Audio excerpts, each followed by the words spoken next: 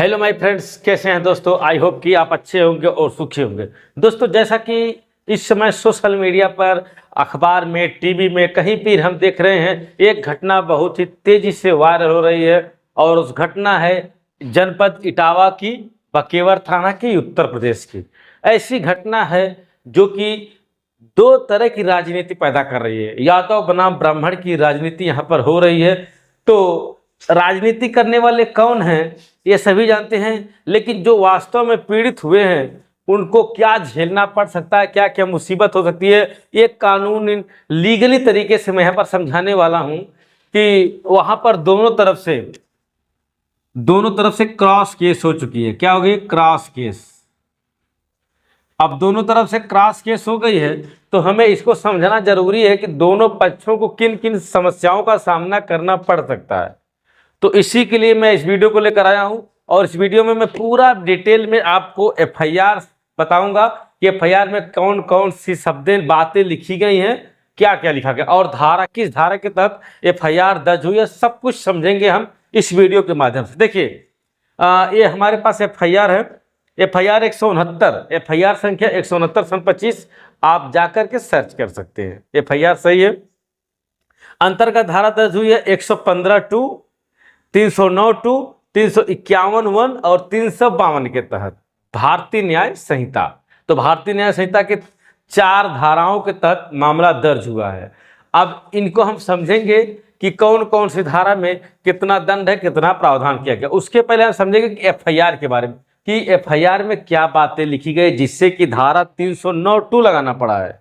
9(2) का मतलब लूट दिखाई गई है यहाँ पर, यानी कि लूट का भी प्रावधान, कुछ हुआ है घटना तभी लूट दिखा रहे हैं। तो आइए हम एफआईआर पढ़ेंगे तो स्पष्ट हो जाएगा कि किस चीज की कितनी लूट हुई है। ठीक, देखिए, और इसमें मुलजिम कितने बनाए गए हैं? 3 मुलजिम बनाए गए हैं, एक पप्पू बाबा, अतुल डीलर और अज्ञात वन।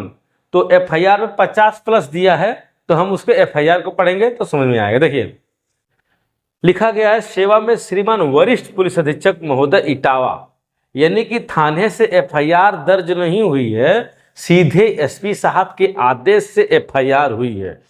तो इसमें लिखा है कि विषय भागवत पाठ करने गए व्यास की जात यादव होने की जानकारी पर सिर मुड़वाकर, पैरों में नाक रगड़कर व व्यास की मारपीट कर धन उगाही व लूट के संबंध में, यानी कि जो इनकी विषय है उसमें बताया गया है कि व्यास जात को यादव होने की वजह से इनका सर मुड़वा करके मारा पीटा गया है, लूटपाट किया गया।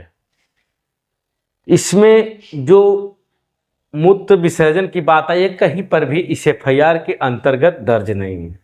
वो सिर्फ एक राजनीति और जो वास्तविक एफआईआर है, जो पीड़ित पक्ष है, जो व्यास जी बनकर गए थे, उनका नाम है संत सिंह यादव। संत सिंह यादव बनकर गए थे कथावाचक, उन्हीं ने एफआईआर करवाया है। इस एफआईआर में कहीं पर भी मूत्र वाली बात नहीं आई है। मैं इस बात को खंडन करता हूं इस एफआईआर की मदद से। जो एफआईआर में है वही सही माना जाएगा और एफआईआर पीड़ित ही देता। देखिए, महोदय, सादर अवगत कराना कि मैं संत सिंह यादव, पुत्र स्वर्गीय रामाधार यादव, निवासी ग्राम बड़ी हवेली, अछल्ला, जनपद औरैया का निवासी हूँ। मैं भागवत पाठ करने का कार्य करता हूँ। ठीक, यहाँ तक तो सही है। इसी संदर्भ में ग्राम दादरपुर महेवा इटावा में भागवत पाठ करने गया था, जिसकी बुकिंग दिनांक 21/6/25 से दिनांक 27/6/25 तक के लिए की गई थी। पाठक बाबा के माध्यम से दादरपुर निवासी पप्पू बाबा के द्वारा बुकिंग की गई थी। अब देखिए, पाठक बाबा के माध्यम से दादरपुर निवासी पप्पू बाबा की बुकिंग की गई थी। पाठ के प्रथम दिन शाम को भोजन करने के समय पप्पू बाबा ने कहा कि व्यास, मुझे जानकारी मिली कि आप यादव बिरादरी से हैं। यही इस मामला बिगड़ रहा है, यानी कि अच्छे खासे से एक दिन बीतने के बाद भोजन वगैरह हो गया सब, उसके बाद पंडित जी को पता चलता है कि यह यादव बिरादरी से है। आप यादव बिरादरी से हैं, तो मैंने कहा कि व्यास, मुझ जानकारी, हाँ मैं यादव हूँ। तो उन्होंने पुनः कहा कि तुम झूठ बोल रहे हो, तुम चमार हो, तुम्हारी हिम्मत कैसे हुई ब्राह्मणों के गांव में आकर भागवत पाठ करोगे।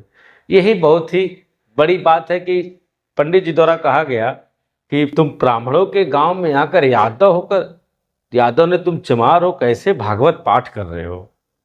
साले चमरे, इस गांव में 103 घर पंडित हैं और तू चमार होकर ब्राह्मणों के यहाँ भागवत पाठ करेगा। फिर मेरे साथ पप्पू, बाबा अतुल डीलर व 50 अज्ञात सभी ने लात घूसों व जूतों चप्पलों से मारना शुरू कर दिया। यानी कि मिला जुला कर 50-60 लोग थे और वो लोग मिल करके लात घूसा चप्पल से मारना पीटना शुरू कर दिया। वह भद्दी भद्दी गालियां दी, जात सूचक शब्दों का प्रयोग किया। सभी गांव वालों के सामने सिर मुड़वाकर परिचित बनी महिला के पैरों में नाक रगड़वाई। वह सभी बच्चों, महिलाओं, पुरुषों के जूतों पर सिर रखकर माफी मंगवाकर बेइज्जत करते हुए गांव से बाहर निकाल दिया। तो जहां तक इस FIR में लिखा गया है, जो महिला बैठी थी पूजा के लिए, जजमान जिसको बोलते हैं, उसके पैरों पे नाक रगड़वाए हैं लोग और जूता चप्पल पहनवा कर गांव से बाहर निकाल दिया, सर मुड़वाकर। इसमें वो बात अब शब्द कहीं नहीं आई जो इसमें ट्रोल पकड़ रहा है कि उसके ऊपर पेशाब किया गया, ऐसा बात कहीं नहीं आई इस FIR में। अब आगे देखते क्या लिखे हैं। साथ ही 25,000 व सोने की जंजीर छीन ली और भगा दिया। मैंने वहां पर उनके साथ लूट हुई, 25,000 रुपए की और सोने की चैन छीन ली गई है।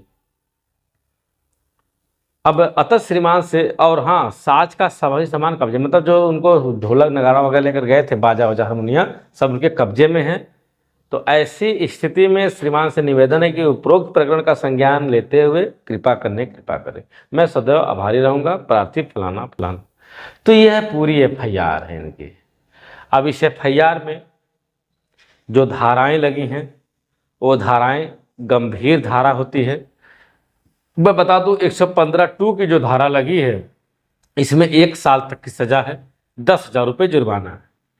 लेकिन धारा 309(2) जो लगा है यह लूट की परिभाषा को परिभाषित करता है, लेकिन यहाँ पर 309(4) होना चाहिए, नहीं लूट के लिए दंड।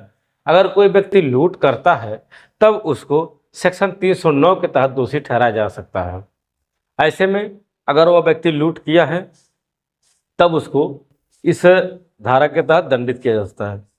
तो देख लीजिए, मैं बता भी दे रहा हूं कि अगर कोई व्यक्ति लूट करता है तब उसको 10 साल तक की सजा हो सकती है। कितने साल तक के? 10 साल तक की सजा। यानी जो लोग व्यक्ति इन्वॉल्व हैं इस लूट में, मैंने जो बाबा से लूट पाट किए हैं, उनको 10 साल तक की सजा हो सकती है। अगर यह घटना रात में हुई होगी तब वो सीधे 14 साल हो सकती है। ठीक है, रात में हुई है तो 14 साल होगी, अगर बाहर मतलब दिन उन होगा तब 10 साल तक की सजा हो सकती है। ऐसे ही जो धाराएं, 2 और धारा 351 और 352 लगी है, यह गाली देने के लिए, जान से मारने की धमकी की बात कही गई।